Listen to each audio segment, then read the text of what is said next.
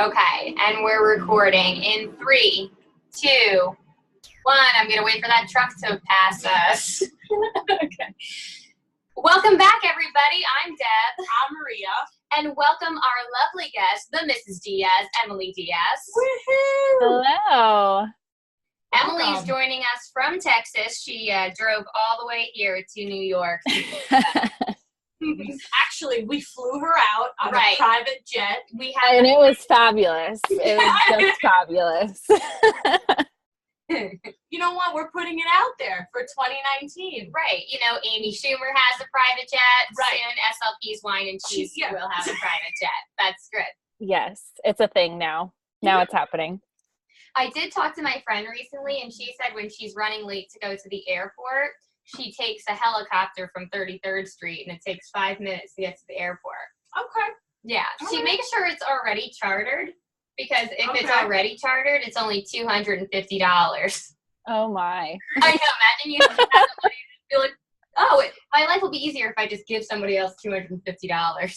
That's usually how it works. Like, you give people money, and they make your life easier.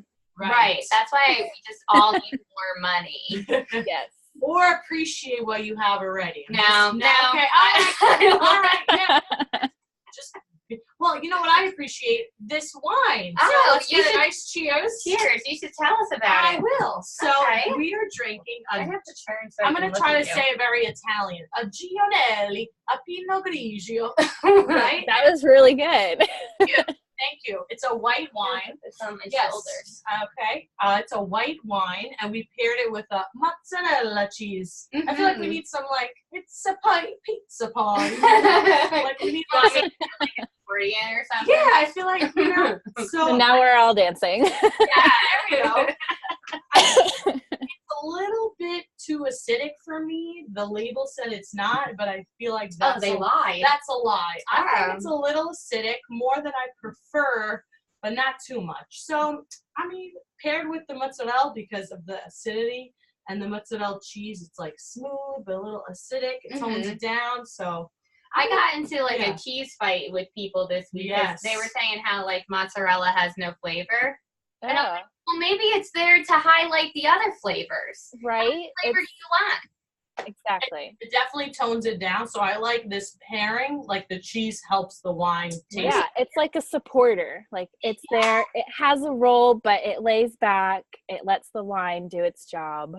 Right. Is that like a para? Yes. Yes. Spot on. It's like it's AAC device almost. Right. Okay. It's there to support and enhance what's already there. Wonderful. So we'll talk about that. Good segue. But drink it or sink it. Oh, I vote drink it. Yeah. It's pretty easy peasy, winey squeezy for me. So I say drink it too. Emily is drinking. You could tell us what you're drinking. I'm drinking water because I don't want to mix wine with my cold drugs right now. Mm-hmm. That is the smart choice. Yeah, you'd get a really fun Emily if that was happening. Oh, well then pour a glass. I would not be held responsible for what was said during that podcast episode. Oh, I'm never responsible for anything I say. I don't. Don't talk to me about something I don't remember. Right. Yeah. It didn't happen.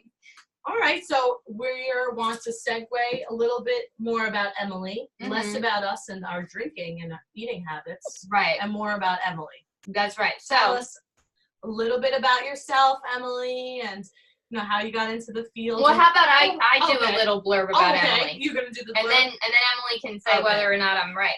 Oh, I like that. So Emily is a school-based SLP with a special interest in AAC. She is passionate about using literacy activities and books during her speech therapy sessions. She is an independent consultant for Usborne Books, which can be accessed through her Instagram account.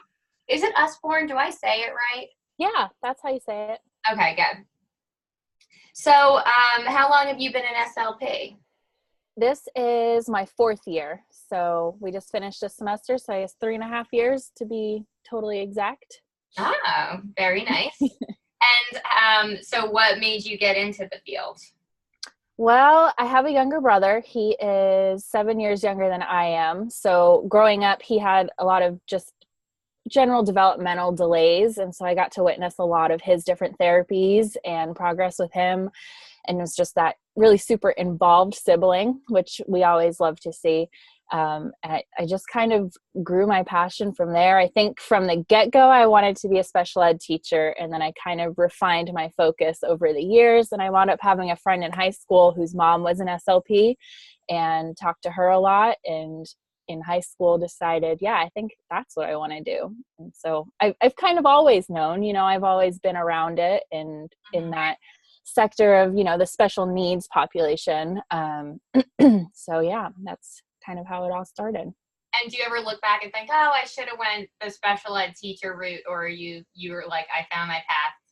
No, this is totally meant for me, and I'm where I'm supposed to be. Cheers to that. Yeah. That was beautiful. Beautiful. Yeah, that's lovely. So like I said, you're in the school system, you're in schools, and you are in Texas. Yes. Can you give us a little bit of an idea of what your daily life is like? My life as an SLP. You're always like taping your feet because you're traveling. Say that again. You're always like walking from. I know. Yeah, that's my thing. Like switching campuses all day long. Yeah. So I'm school based, but I kind of have a non-traditional role. I'm split between 3 campuses, and one of those campuses is actually community based. So it could be at 4 or 5 other sites on any given day, depending on where they are. That's our 18 plus vocational program. So they go to job sites and things like that. One of my other campuses is the high school campus, which is mostly self-contained classrooms. And then my 3rd campus is interesting. It's unique. It's a residential treatment center that falls within like the boundaries of our district. So we serve the kids who are school age there. They have a classroom on their like residential campus, and we staff it with our district. So we go out there to serve those students. These are all walking distance? No, I walk to my car. Oh, okay. Yeah. That would be really cool if they were all walking distance. Yeah, right. Like I like pictured you on some That's hilarious. college campus. That would be fun. Like I'd be really in shape too if I could just walk. And you could. I was going to recommend that you pick up skateboarding. So I right. Roll away. That would have been a good suggestion. No, I walk to my car a lot, and they're doing construction in our staff parking lot right now. So I walk really far to my car, and I'm like, let me just, take a quick boomerang of my feet. Yeah. So you know what I'm doing. It just became a thing. Today, right? Stalker much? Say that again. You had sandals on today, right? Yeah, it's like unusually warm in Texas today. Wrote it on there. Maria's trying to say I'm your stalker. Yes. I mean, I do stalk her, but yeah, it's like in the 70s right now, which is yucky. Oh gosh. What is typical of January in Texas? Like 50, 60, which is still pretty warm, Nice. but not sandal and flip-flop weather. We can't even complain about the weather here. There's no snow. Usually there's. I was just up there. I was in New Jersey last week, and it was not that cold. It was a little disappointing. It was good. I hope for snow every time I visit, but actually the last time I saw snow was here in Texas. It like spontaneously snowed last year, but right. Yeah. So we're going to play a game now. Yes. So, I don't know what this game is. Yes. Maria made it up. I made it up. Oh boy. It's called This or That, and you just quickly answer. Don't put too much thought into it, and it's just a great way for the listeners to get to know you.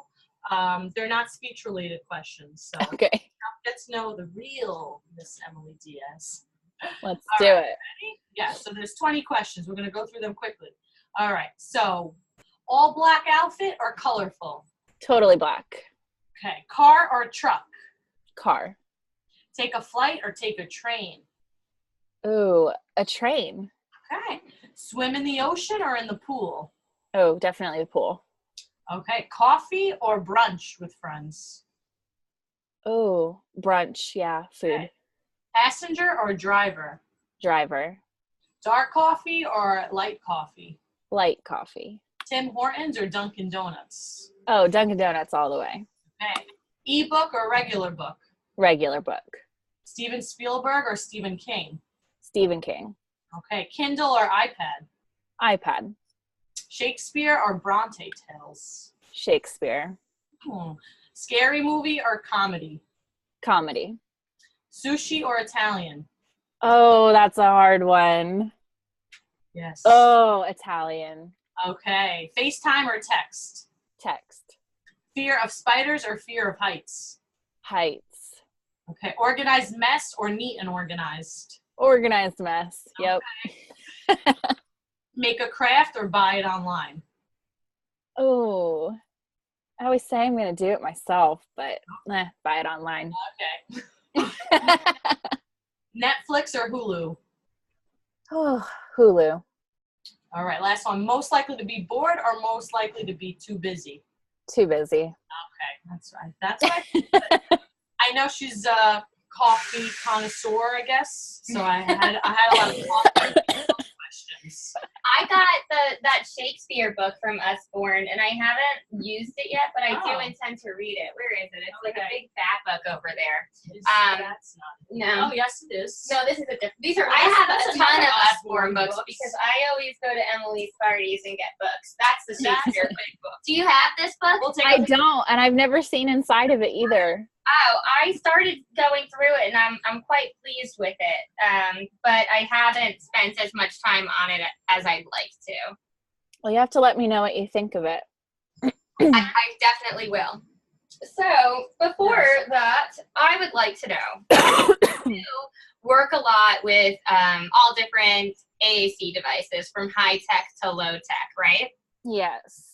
So I was wondering if you can explain like maybe 3 different types of devices, and then tell us why different kids need different devices or boards. Good questions. Yeah, that is a good question. So I picked 3 kind of on this range of light tech to high tech. And I'll preface it with no one device is, better than the next, as in, I think a lot of parents think like, oh, I need an iPad for my kid, and that's the best thing there is because it's an iPad, it's not paper. But that's not always the case. Like, each system has something for each student, and you really should be considering it on a student by student basis. So the first system that I would talk about is a core board, and I think most people have heard of that before.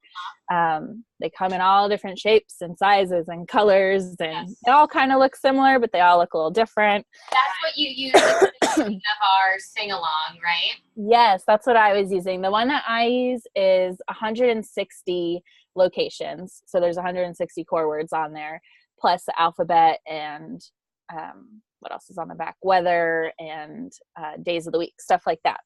But I don't know if you guys have heard of Project Core before. They do a lot of work and research on a universal core system. So I get a lot of my research and statistics and ideas from what they put out. And so their numbers recommend a minimum of 36 words on a core board. Okay. And obviously that's not going to fit every student, and the students that we would maybe lessen that for are students with access issues or visual impairments. But usually 36 is the recommended starting point. Now, I like 36. Okay. Yeah. It seems like a random number, but they have research on that, and they did research on specifically which 36 words to include. It's not just, any 36 words. But I've given teachers core boards with that range of words on them, mostly because when they start off on an iPad or a bigger display, they get really overwhelmed and they're like, I can't find anything. I'm never going to use this. My kids will never learn it. Right. So I'm like, all right, fine, try this. Just, I believe in building rapport with people, so I'm not going to push something if there's no buy-in for it. As soon as I put in something with less words on it, 3 weeks later, they're like, I need more words. I can't say everything I want to say. And I'm like, you get it now. Let's go back to the 160 location. So that's what, my staff really enjoy using. And I think it comes down to being comfortable and trained on it. But Project Core is a good resource for learning about universal core vocabulary and that type of approach. So that's the first system.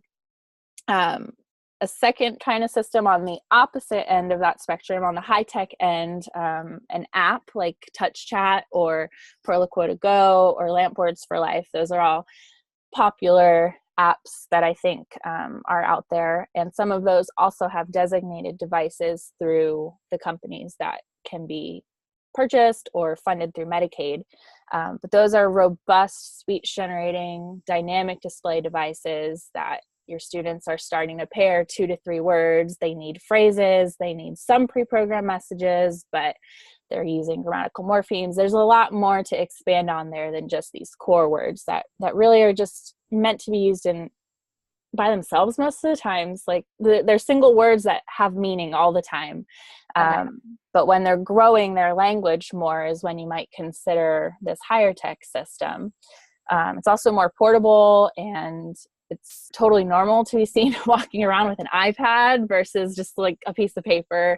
But, you know, whatever works for your student. And then the third system that kind of falls in the middle there, I don't know if you guys have heard of POD before, but it stands for Pragmatic Organizational Dynamic Display.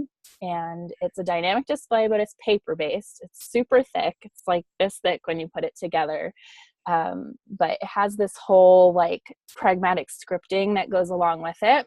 Mm-hmm. And you can use direct select with it or partner assisted auditory scanning for learners with access issues.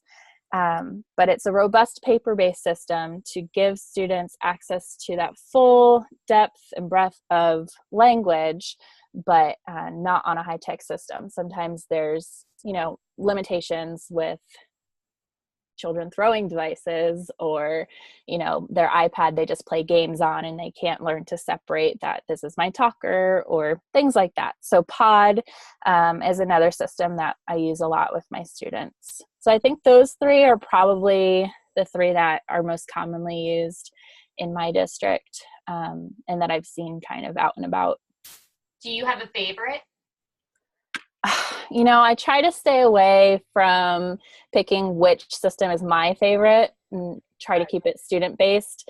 And I try to teach my teachers to do the same thing because, you know, my teachers will get into, oh, I really like Touch Chat, and this kid came up with PreK Go, and then, like, they don't want to use it, and they're like, I want to use this. But, yeah, I probably do have apps that I tend to trial first before I trial other apps. Touch Chat, Words and Lampboards for Life are probably my 2 go-tos, and those are 2 very different apps. So yeah, try to stay away from it, but you know, we all have biases. Yeah, you know what? People try to deny favoritism all the time, and I'm like, you're lying to me and yourself. Yeah. Yeah. No, but I have a lot of students with devices too, and I try to trial different ones. Yeah. But I mean, I work with the Department of Education, so there's a team too, and they trial different ones. And when they come, or if I'm doing the eval, I'll try not to be biased. Yeah. Oh, but I like this one, and I'm more experienced with this one. But you do have to give the other ones a chance, because I didn't even know about Touch Chat until like last year, and I was more impartial to Lamp, and now I like Touch Chat. So you never. Yeah. So give them a chance. Yeah, and it's important to continue your own education and making sure that you're learning what systems are out there and what, you know, the differences are between them. They talk about that pairing students with, you know, specific feature matching on devices and things like that. But I think it's interesting that you ask if I have a preference or a favorite or, you know, something I tend to go toward, because I've heard 2 really different fields of thought on this. Like, some districts have one app that they push out to every student, and it's easier to train staff on one app. They're all going to use it. They're all going to buy in. They can support each other. We're going to make resources that all go with this one app. But are we really being, you know, individualized for our students when we do that? Are we being biased? Or is it easier to just buy licenses in bulk for the district, you know, from a funding standpoint? Right. But it also works really well as a tier 1 level of support. Like, okay, anybody with a communication concern, you know, beyond verbalizations is going to get let's say, PreK to go to start with, and then we'll individualize out from there. But then there's other people that are like, no, you must complete a thorough AAC evaluation, a trial with 2 to 3 different devices. You must show this, this, this. So I've heard both of them. In my district, we use the core boards as our tier 1 level of support. So it's relatively low risk. It's paper-based. You know, everyone's trained on that, low cost. And then from there, we kind of pair out which students need more or trial evaluation, stuff like that. So the goal is primarily to phase out the paper-based device or board, right? You want to start there, but then eventually you want that individual to progress as much as they can towards something that can get them to expand on the length and complexity of their utterances. Yes. And not just because the iPad's, you know, better or higher tech, but because, like I said, usually when you wind up on a dynamic display device, you're pairing words and you're starting to touch on grammatical morphemes and you're asking questions. And those paper-based systems don't allow for a lot of language expansion and growth. You're usually modeling 1 to 2 words at a time.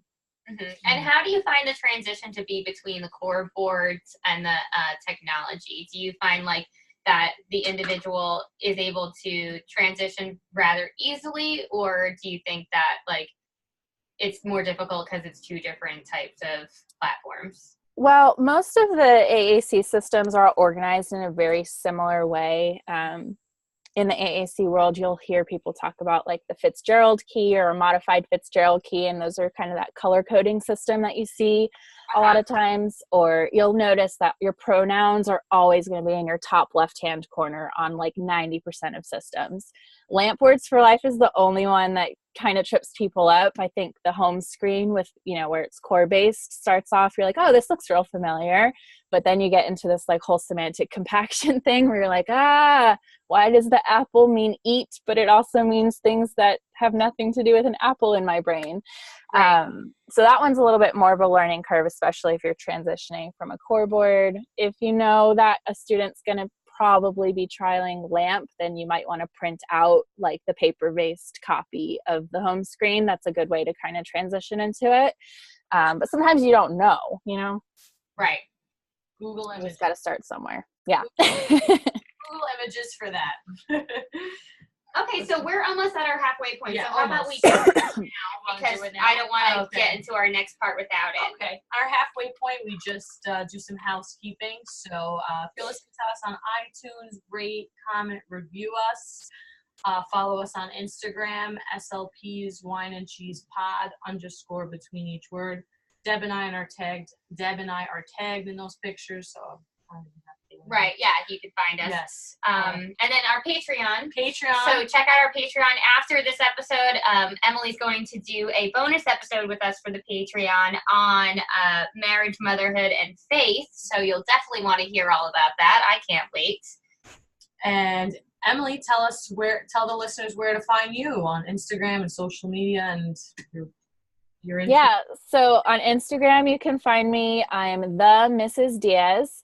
And then on Facebook, you can probably most easily find me through my group. It's called Emily's Kid Book Club, and that's where I talk the most about how I use books at home with my toddler, how I use books at school with therapy, and provide literacy and language tips there. Wonderful, yes. Great. And I belong to that group, and I always go to all of her book parties, and I posted a few, and I get just by hosting, I get so many books for free. Like the most I think I've ever paid you is like $17, I feel. Yeah, it's like a ridiculous thing. I didn't think it was real the first time I did it, but every time it's like, oh my God, I get these for free. Yeah, and I feel like, I don't know what month it was last year that we did it, but then I feel like all of my speech therapy from maybe like March, April, May, and June all came from some sort of book that I got from Usborne. That's awesome. I'm so happy to hear that. Yeah, so it's really an excellent tool. Good. Are we done plugging? Yeah. T-shirts. Let us know if you want T-shirts. Yes. We have a whole box of T-shirts here. Okay. Okay, so now what I'm wondering is, so you already touched upon this, how you enjoy using books in conjunction with AAC. Can you tell us a little bit about how you do that? Yeah. So the easiest way, because I'm all about easy, no prep, like I'm not even a low prep person. Like I'm a no prep. I like grab an iPad and a book and I show up in a classroom. Right. For the record, all of my caseload I push in for. So I just kind of fly by the seat of my pants and, you know, what the teachers are doing on any given day. You know, we have a little bit of structure to what we do, but, you know, our kids are really unpredictable. So our plans have to be a little unpredictable too. Yes. And all the prepping for you. So it's not like you didn't prep it. Yes, exactly. So shared reading is probably the easiest way to incorporate AAC and literacy with your students, because core words make up like 80% of what we say, even verbally, not just for AAC users, like for everybody. Right. They're going to wind up in the books like a lot. And so you're always going to have stuff to model.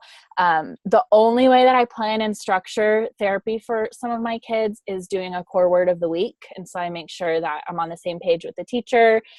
We pick out our core words for the month, and then we'll focus all of our instruction on that one word. So this week we're doing in and out. So we paired those together because they make sense together.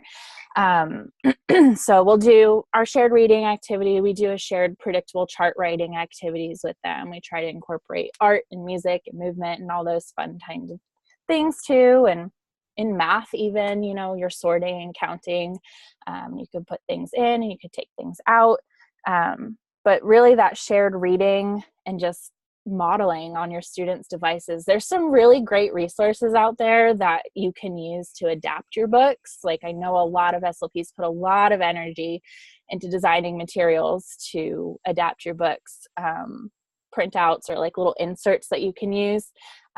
And those are fantastic. But like I said, like I'm totally no prep, and I download things all the time. I support these people and I never get to put them together. And then I just get frustrated and I'm like, you know what, I can just do this. And I mean, you're great if you use the resources and you're great if you don't, but I always tell everyone, like, there is no amount of resources that you can have that's going to make you better at your job. Like exactly, your voice and your body language. Yep. Your whole job, and like other things can supplement that, but there's nothing that can replace that. Right. Yep. That's so right. I think that's a big one. Is patience a part of personality? Kind of. I like to put it in our category. Okay. Sometimes you need a little extra of it. A little extra not even be ingrained in your personality. Right. You need like external patience. Yes. You need to reach into your patience jar. Yes. Yeah, a patience jar. That's perfect. What is a patience jar filled with? Chocolate, or like, I don't know, your watch, like 20 minutes of this, and I just gotta take some deep breaths. So, you know, your own little reinforcement system. It did not make me sound good. It just felt like some days we have some days like that. So that's all. Yeah, of course. Not saying every day, just some days. Some days. Okay, so I have a couple different categories here, such as EI, PreK, elementary, middle, adolescence. And I'm wondering if there are some book titles that you could suggest for each of these age groups or levels of functioning, however you would like to. Absolutely. I picked a few for each category, but that doesn't mean they're exclusive to the category. I use books from like the EI PreK category all the time, and I work with high schoolers. So you can totally adapt these to work with whatever age your students are, as long as you're being appropriate and respectful to your students. So I don't know if you guys have show notes that you can include these in, or maybe people just want to jot these down, but. We will create show notes. Yes. Maybe you could take a picture of your paper. We will put that in show notes. Yes, or forward us if you haven't, like, you typed it? No, she wrote it. I definitely did not type this. I'll take a picture of it. Fine. Yeah. Okay. That's cool. So I'll tell you what they are now, and then if you get a chance to look at the show notes, you can read those again. So for our itty bitties, the EI friends, my favorite books are called All Better and Little Bear Needs Glasses. Do you have those ones? I have All Better. I don't have the glasses one. Yeah, so the glasses one is the same concept. Both of these books have like these repositionable stickers, and so it's a really interactive book that the kids can get hands-on with, because the little ones don't want to just sit there and listen to a book, you know, that you're reading. They really want to get their hands on it, and that's a fun way to incorporate them. And of course, having them turn the pages. They have thicker pages that don't rip as easily or at all. And then the other book I like for that age group are the very first noisy books. You probably don't have any of those, because do you have any of these? I have this book right here that's handy, but this is not. Yeah. I like this book. I use this. It's Who's Up in the Air. Is that? Yeah, that's a good who question book. The very first noisy books have the little buttons on the side. Yeah, and I like them because they're essentially wordless. They have like little animal sounds or whatever the theme of the book is. Like the train one probably has train sounds in it. But it's really open-ended to just talk about the pictures and incorporate kind of the sounds. The cause and effect of the buttons are good for that age group. For pre-K, I like the 1001 Things to Spot books and the big books, because there's so many of them that you can kind of pick and choose a theme based on what their interests are. I think you really need a lot of buy-in from the preschool kids to sit with you and have something like, you have to be on all the time with preschool. I like this phrase buy-in that you Oh yeah, that's a big phrase. Like getting people on your side.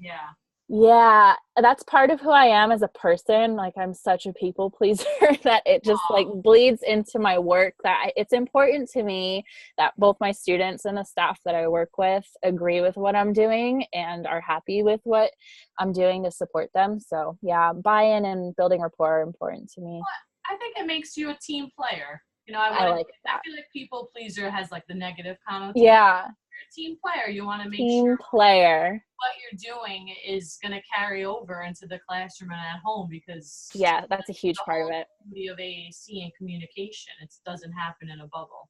Exactly. That's why I push into all my students. I need it to carry over and generalize more than anything. Wow, look at you. So for our elementary readers, phonics readers, do you have any of those, Deb? The little phonics reader books? Yeah, I have those. Is the Wizard of Oz one? Yeah, so 5. I like yeah. those. So you have a lot of Bear lost his tail. Yeah. The phonics ones and the early readers. The elementary kids love the picture books. So my favorite picture books from Usborne are called Boy, Lemur Dreamer, A Tale of Two Beasts, Nibbles, and Dragon Post. Those are probably my top 5. I love A Tale of Two Beasts. Yeah, that one's great for like perspective taking. Yeah, I love it. Yeah. Did I ever show you that book? No, but I want some Usborne books now. You got to do a party with Emily. I will. Let's party. Yeah, and she like you tell her like, what groups you have, and she recommends like the first book I ever got was the Shine a Light Train book, which was those are fun. But I feel like of all the books that I've gotten from you, Hello Happy and No Worries and A Tale and the Creative Writers. Those are some of the ones I was going to recommend for like middle high school age. The No Worries, Hello Happy. There's a new one called Be Brave. Oh, I need them. And then there's one called Bully on the Bus that I feel like you would really like. It's like chapter book style, but written in prose. So it's really cool to kind of dissect it. And it's a pressing issue for our, preteens about bullying. So that one's always sounds important. like a good middle school book.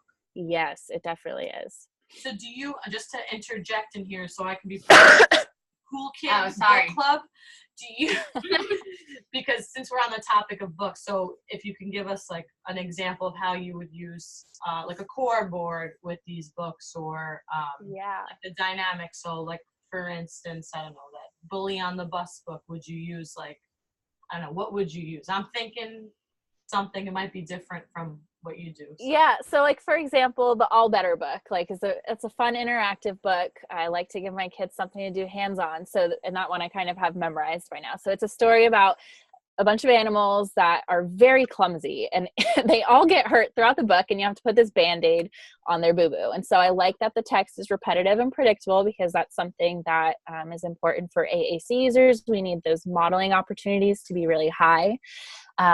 So like the first page says, dog went out for a walk and he didn't look where he was going. Oh no, he fell down.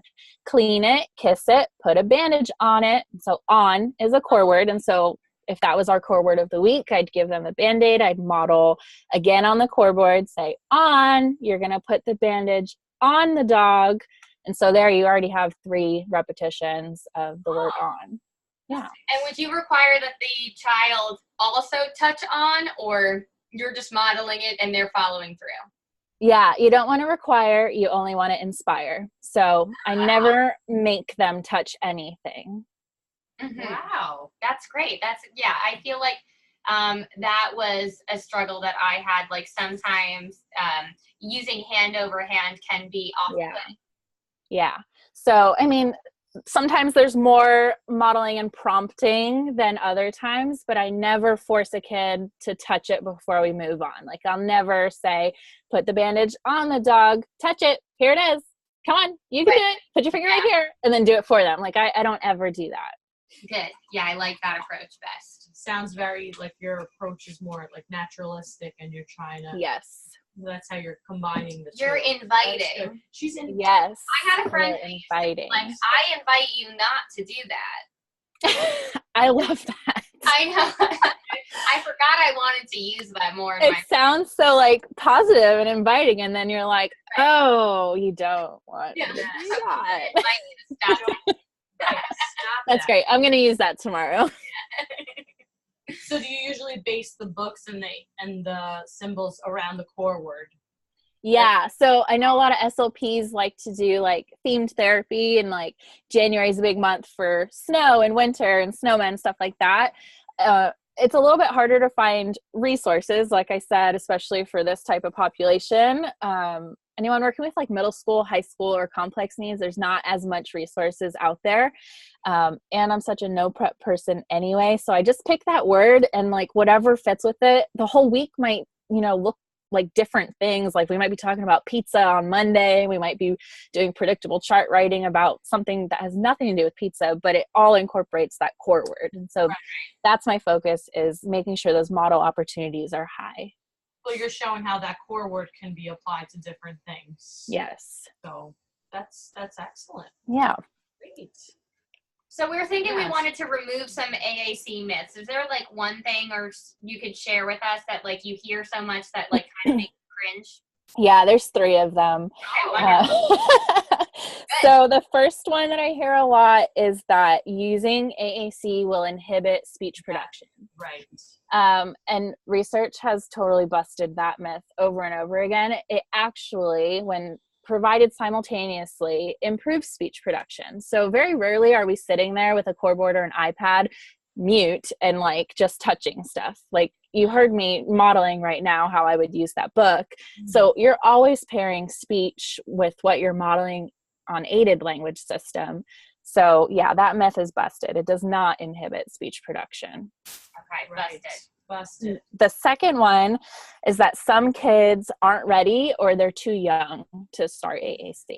And so research has also shown that there's not an age that's too young to start AAC. And this kind of bleeds into the third one, that the myth is that you must show prerequisite skills before you're ready. So being, the kid's not ready or they haven't met, this pre-communicative skill before we can start them on AAC. Mm-hmm. And so a big phrase in the AAC space is presumed competence. There is a little bit of what's the word I want to use? I have to be careful with the word I use here. There was an article in one of our most recent ASHA leaders that talked about presuming competence and cautions that you want to take with doing that. And all I want to say is that presuming competence doesn't mean that you give the kid the latest, greatest, highest tech thing and think, oh, this is going to go great. You still have to feature match. You still have to evaluate the kid, but you always should presume competence and believe in your students. But you can't remove that other part before you do that. Right. That's an excellent point. I feel like all of those are fear-based. Like, we've talked about in other episodes for other subjects. It's just like, I feel like all of those myths stem from somebody who's like, I'm afraid to do this because I'm not quite sure I know how, and I'm going to come up with an excuse as to not. Yeah. And even now, almost 4 years into this, you know, I've been with the same caseload for 4 years, essentially, the same population of students. There's still times that I'm like, I don't feel like I know what I'm doing, or I don't have enough research on this, or I haven't learned enough about this, or am I sure that this is the right way to do this? Am I sure that this is the right app I want to try?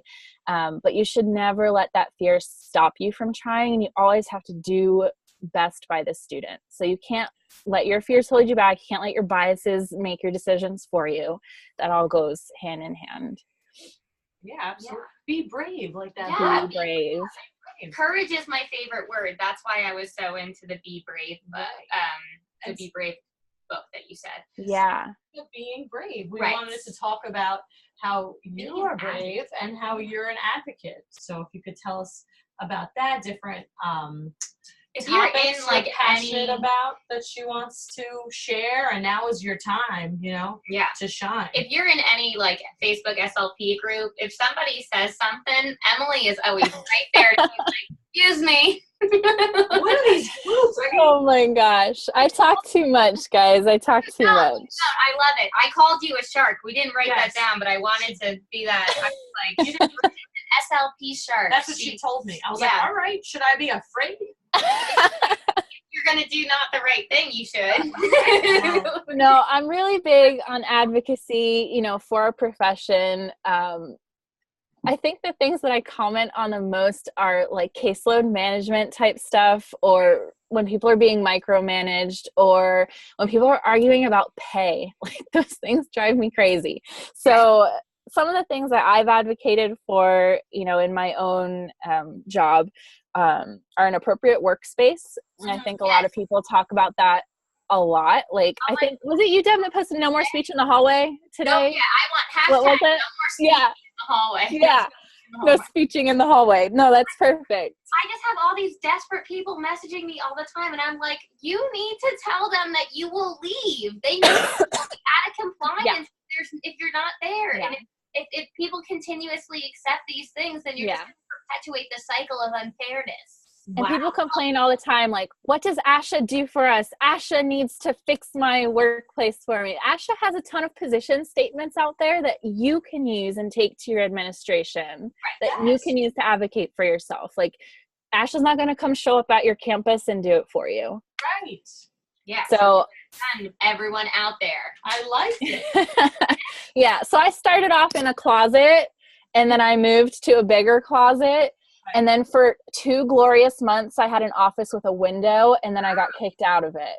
But I'm in a good space now, and it took me, you know, a little bit of advocating for it, but I think it's important. I wouldn't be terribly mad about a closet, because that does imply a door, and it must be big enough for you to sit with somebody else.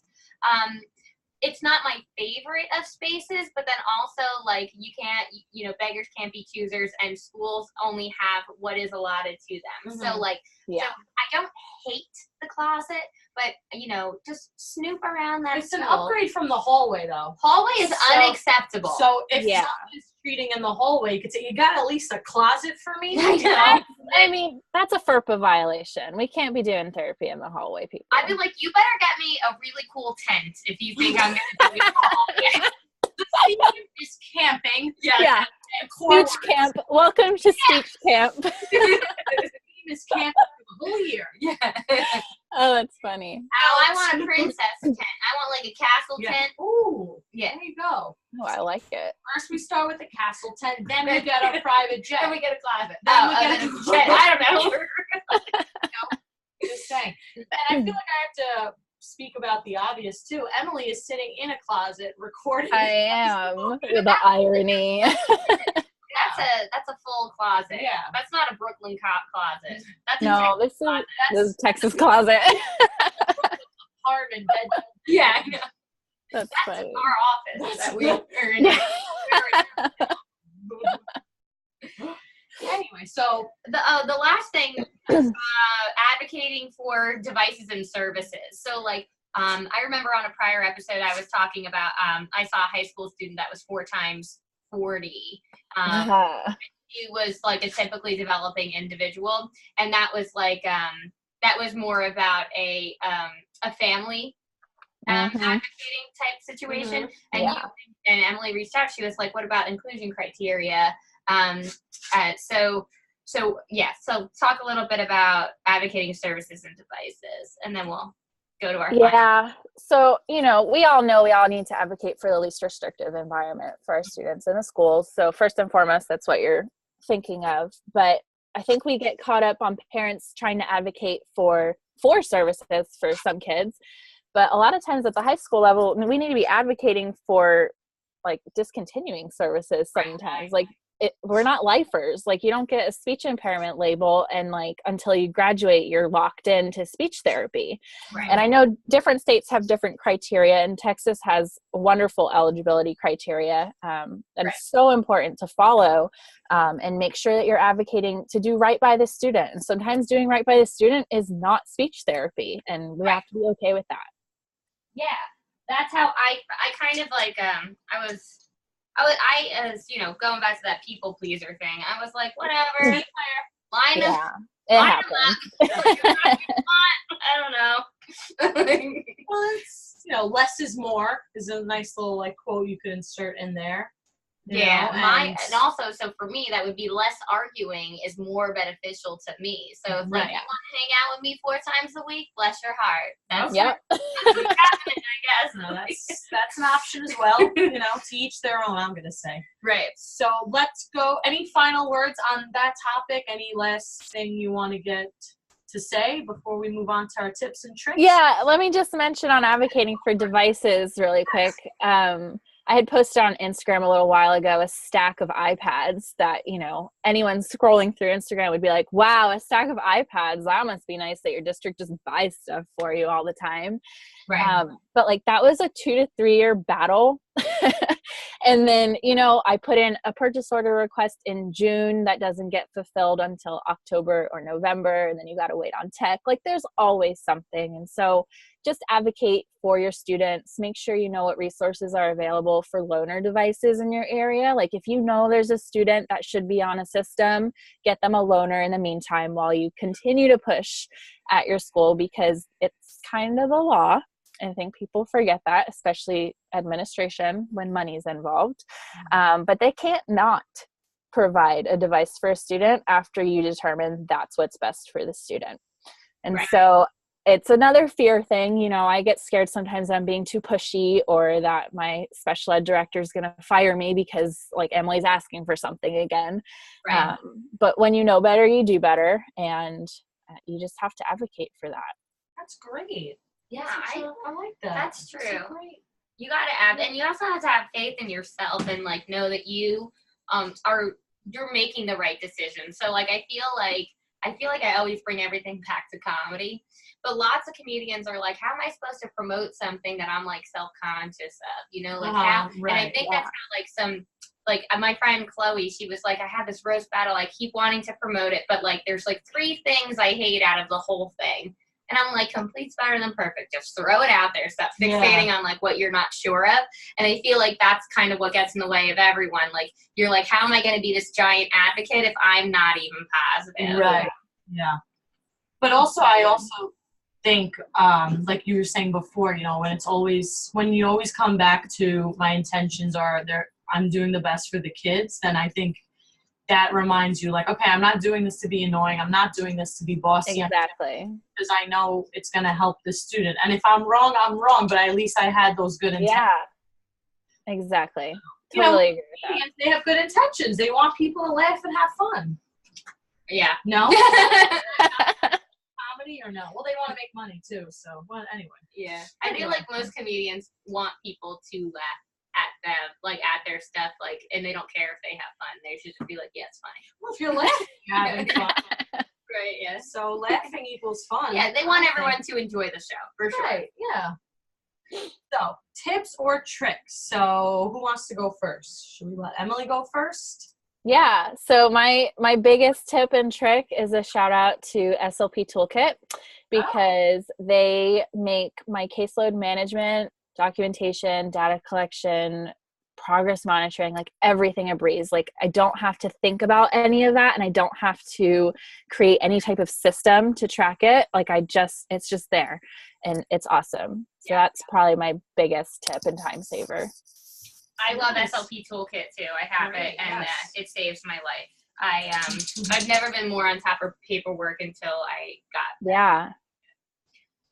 You have no, you can go ahead. Oh, okay. I was inspired by this episode, so my tip or trick is to use more core words, and I was gonna suggest, I like that you did in and out together, so I would suggest if you're using core words to try to use 2 words that make sense to go together. So I feel like I talk about this a lot on the show, but it's also because I get a lot of questions about it of yes and no. So I feel like my tip or trick is if you want to teach yes, you should also pair it with no. Yeah, that's good. Yeah, so thank you. So if you're working on yes and no, don't only do one or the other. Try to incorporate both. And my tip or trick is to never underestimate the power of the Sharpie. I thought you were going to say shark. Oh, no. I was like, is that right now? Yeah. I got scared. Yeah. I like the majority of my speech therapy materials are like just printer paper and Sharpies and just like what comes to mind. And it's like you could just do anything, like draw your favorite animal or create a new animal. Like you could just write that and then draw a bubble, and then everybody, you know, it's good for conversation and then written expressive language skills. So you don't need to buy everything under the sun, but you do need Sharpies. Good. And OT, good one. Handwriting. Right. They're writing. Yeah. That's good. Yeah. Okay, and for our last, we're going to end with a quote, and we're going to have our lovely shark guest end it. Emily Diaz. Her wrestling name. So my Shark, like. My favorite quote has to do with AAC, of course, and I'm probably paraphrasing someone else's quote because, you know, nothing's new these days. It's 2019. But the best time to start AAC is in early intervention, but the second best time is now. Right. Oh, Love it. love that. That's very very good. one. Yeah, start it now. Yes. I'm getting more and more into just utilizing visuals in speech. I think because you're I don't hanging have out any. with me too much. Yes. And Asha, anytime I talked to Deborah, was like, she just really likes visuals. She really does. Yeah. That's great. AAC's visuals. That's right. All right. So on that note, this has been episode 31 of SLP's Wine and Cheese. I'm Deb. And I'm Maria. And Emily, tell everyone bye. Bye, guys. Thanks for hanging out with us. Bye. Good night. Okay. So Ciao. adios.